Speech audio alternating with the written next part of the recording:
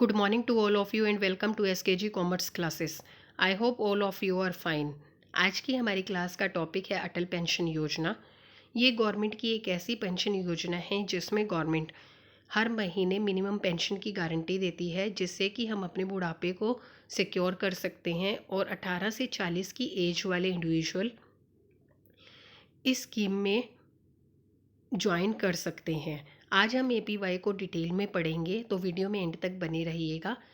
चलिए आज का टॉपिक स्टार्ट करते हैं।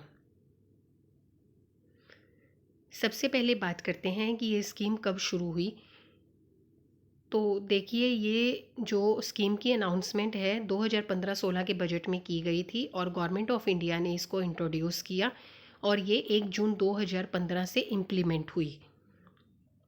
अटल पेंशन योजना में गवर्नमेंट हर महीने एक मिनिमम पेंशन की गारंटी देती है और इसको जो है पीएफआरडीए एडमिनिस्टर करता है और एनपीएस के आर्किटेक्चर के अंडर इसको पीएफआरडीए मैनेज करता है। पीएफआरडीए है pension fund regulatory and development authority. अब इसके मेन एम की बात की जाए तो अटल पेंशन योजना का जो मेन पर्पस है वो है कि जो इसके सब्सक्राइबर है, जो इस स्कीम को ज्वाइन करते हैं, 60 की एज होने के बाद उनकी ओल्ड एज इनकम को प्रोटेक्ट करना। और वो कैसे करती है? मिनिमम मंथली पेंशन देकर। ठीक है, minimum monthly pension, guaranteed pension senior citizens को दे के उनकी ओल्ड एज इनकम को प्रोटेक्ट करती है। ये एक सोशल सिक्योरिटी स्कीम है।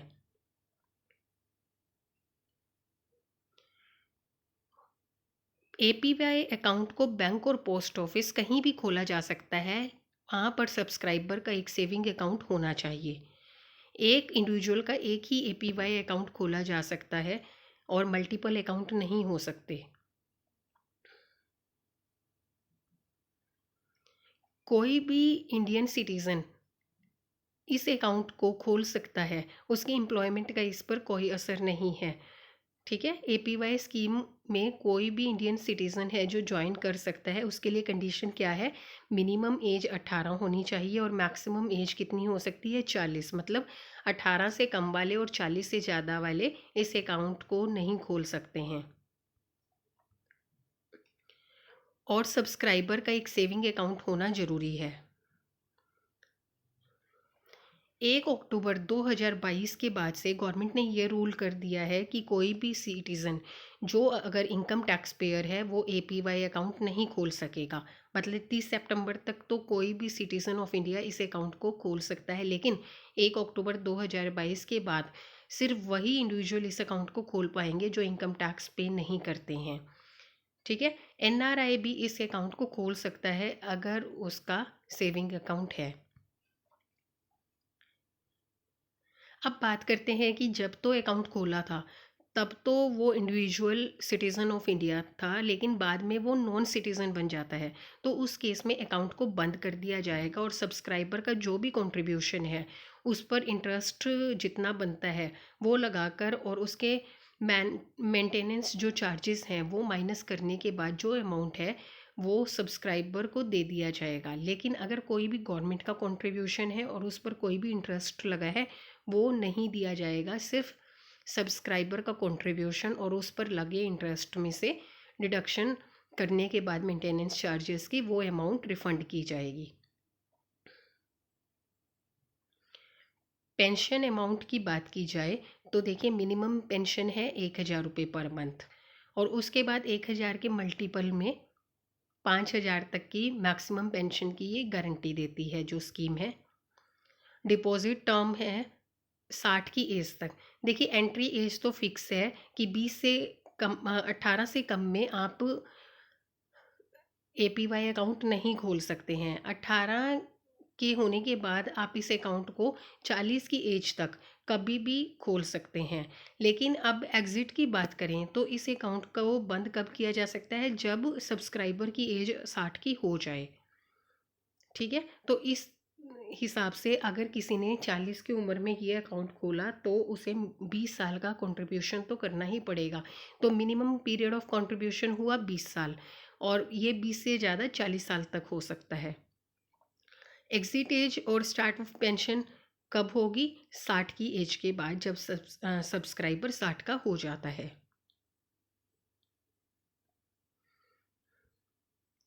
गवर्नमेंट ऑफ इंडिया ने भी इस स्कीम में कंट्रीब्यूशन किया था 2015-16 से 2019-20 तक।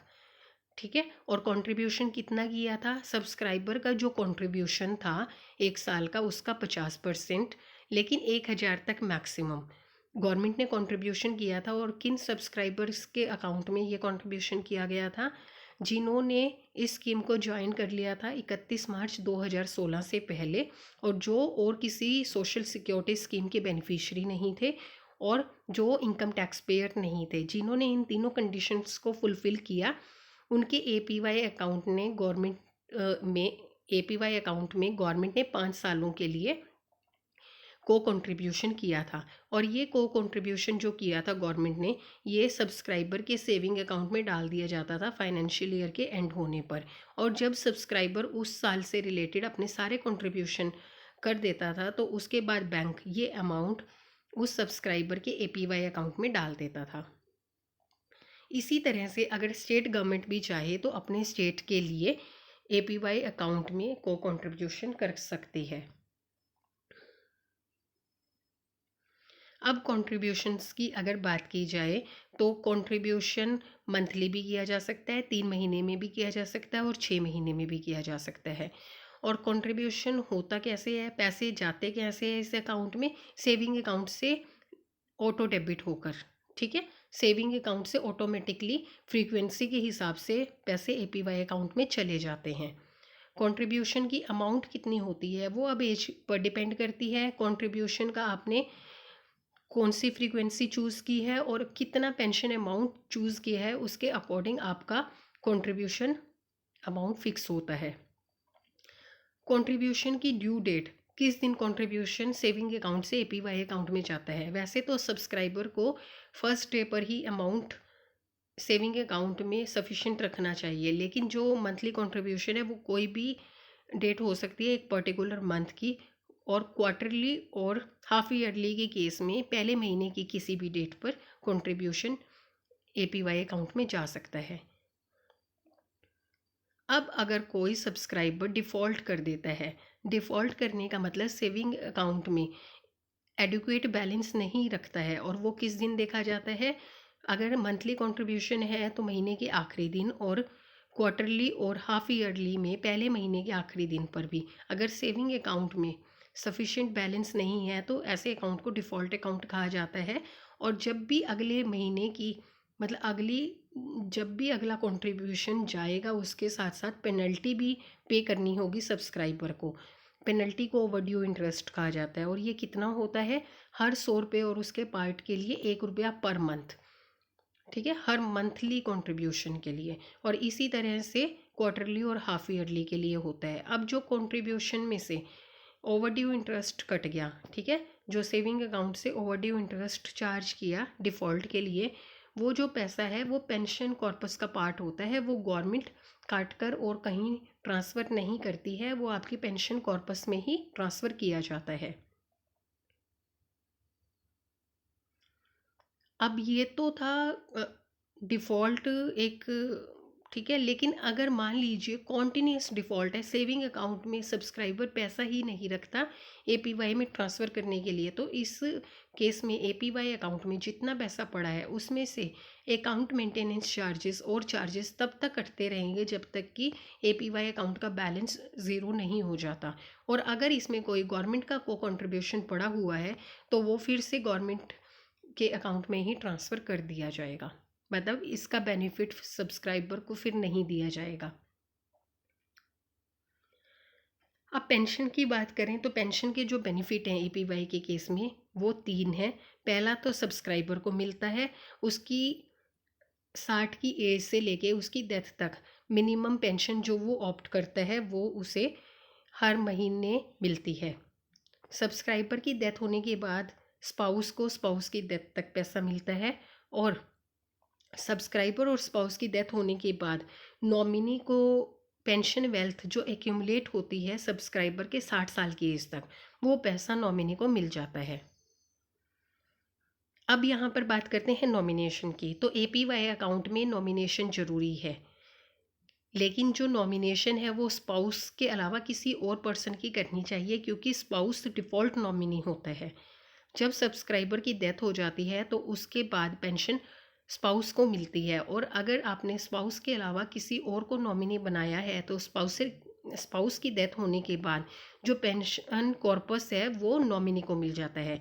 तो जो आप नॉमिनी अपॉइंट करते हैं वो स्पाउस से अलग होना चाहिए, क्योंकि स्पाउस तो डिफ़ॉल्ट नॉमिनी होता ही है।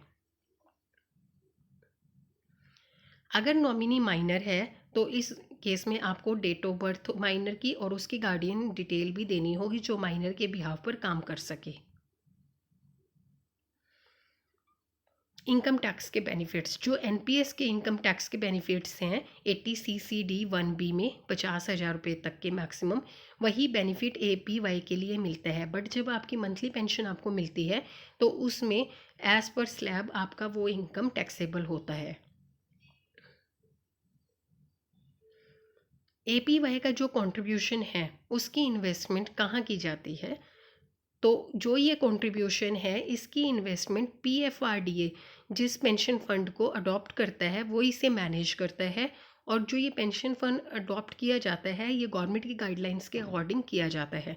मतलब जो आपका कंट्रीब्यूशन है आपके पास ऑप्शन नहीं है कि आप उसे चूज़ कर सकें, तो उसे चूज़ करने का जो राइट है वो पीएफआरडीए के पास है। वैसे तो एग्ज़िट एज है जो वो 60 साल की है। 60 साल से पहले आप एग्ज़िट नहीं कर सकते, लेकिन कुछ केसेस में आप कर सकते हैं। अगर तो सब्सक्राइबर की डेथ हो जाती है तो उस केस में दो ऑप्शन है। पहला तो अकाउंट को बंद कर दिया जाए और जो भी पैसा बनता है पेंशन का कॉर्पस बनता है, कॉर्पस में आते हैं उसका सब्सक्राइबर का कंट्रीब्यूशन, उसके ऊपर इंटरेस्ट, अगर गवर्नमेंट का कोई कंट्रीब्यूशन है और उसके ऊपर जो इंटरेस्ट है वो पेंशन कॉर्पस है, वो स्पाउस को दे दिया जाएगा। अगर स्पाउस नहीं है, स्पाउस ना होने के कई कारण हो सकते हैं कि सब्सक्राइबर अनमैरिड है, सेपरेटेड है, डाइवोर्स्ड है और स्पाउस एक्सपायर हो गई है, तो उस केस में नॉमिनी को दे दिया जाएगा, लेकिन 60 की एज से पहले पेंशन नहीं दी जाएगी। और दूसरा केस ये है कि अगर स्पाउस चाहे तो उस अकाउंट को कंटिन्यू कर सकती है, तब वो स्पाउस के नाम से कंटिन्यू हो जाएगा और स्पाउस उसमें कंट्रीब्यूट करेगी या करेगा तब तक जब तक कि ओरिजिनल सब्सक्राइबर 60 की एज का नहीं हो जाता। और 60 की एज होने के बाद स्पाउस को पेंशन मिलेगी उतनी ही जितनी सब्सक्राइबर को मिलती, एक्चुअल सब्सक्राइबर को। दूसरा केस हो जाता है टर्मिनल इलनेस। उस केस में भी जो भी एक्यूमुलेटेड कॉर्पस है वो सब्सक्राइबर को दे दिया जाएगा, ठीक है। लेकिन अगर कभी भी सब्सक्राइबर वॉलंटरली एग्जिट करता है 60 की एज से पहले, तो उसे सिर्फ जो अमाउंट उसने कंट्रीब्यूट किया है और उस पर जो इंटरेस्ट लगा है उसमें से अकाउंट मेंटेनेंस चार्जेस को डिडक्ट करने के बाद सिर्फ वही अमाउंट दी जाएगी। गवर्नमेंट का अगर कोई को कंट्रीब्यूशन है और उस पर कोई इंटरेस्ट लगा है तो वो नहीं पे किया जाएगा। पेंशन को चेंज करने का मतलब है कि सब्सक्राइबर को अभी एक ऑप्शन दे दी गई है कि अगर वो चाहे तो मंथली पेंशन जो है वो 1,000 से 5,000 के बीच में कम या ज़्यादा कर सकते हैं, लेकिन साल में एक ही बार ये ऑप्शन मिलती है और वो भी अप्रैल के महीने में। इसी तरह से फ्रीक्वेंसी भी चेंज की जा सकती है मंथली, क्वार्टरली और हाफ ईयरली के बीच, और वो भी अप्रैल के महीने में, ठीक है। अब रजिस्ट्रेशन की बात करें तो एपीवाई का registration bank branch, internet banking, mobile banking, BCA और ईएनपीएस का मॉड्यूल इनके थ्रू की जा सकती है।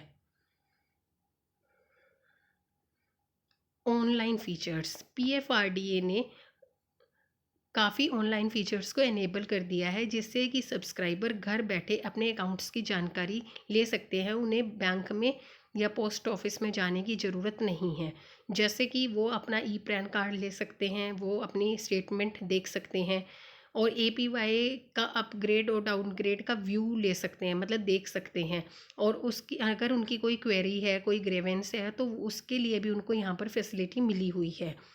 अगर आप अपना मोबाइल नंबर देते हैं तो आपको जो आपकी स्टेटमेंट है साल में एक बार आपके मोबाइल पर भी भेज दी जाती है।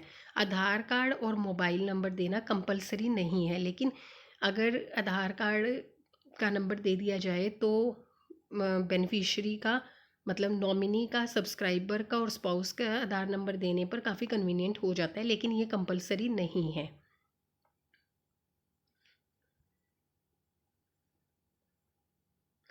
अब बात करते हैं हम इस चार्ट की। तो अगर आप देखेंगे इस चार्ट में हर अमाउंट को लिखा हुआ है कि अगर आपको मिनिमम पेंशन 1,000 चाहिए, 2,000 चाहिए, 3, 4 या 5,000 चाहिए तो आपको, और मंथली, क्वार्टरली या हाफ ईयरली जो भी चाहिए और जो आपकी एज है उसके अकॉर्डिंग कंट्रीब्यूशन लिखे गए हैं। इसके साथ साथ सबसे ऊपर कॉर्पस अमाउंट भी लिखा हुआ है जो सब्सक्राइबर और उसकी स्पाउस की डेथ होने के बाद नॉमिनी को मिलती है। तो आप अपनी एज के अकॉर्डिंग और अपनी फ्रीक्वेंसी की, आप मंथली, क्वार्टरली या हाफ ईयरली जैसे भी कंट्रीब्यूशन करना चाहें और जितनी आप पेंशन चाहे उसके अकॉर्डिंग आप कंट्रीब्यूशन चूज़ कर सकते हैं, सिलेक्ट कर सकते हैं।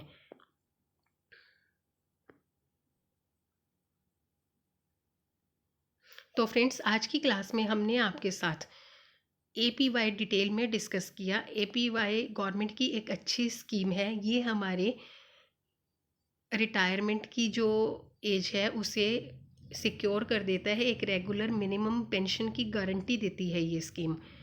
और इससे हमारा फ्यूचर, इससे हमारी रिटायरमेंट एज सिक्योर हो जाती है। अगर आज की वीडियो अच्छी लगी है तो kindly like and share the video, subscribe the channel, also press the bell icon. आगे भी आपके लिए ऐसी वीडियोस लाते रहेंगे। तब तक के लिए थैंक यू सो मच।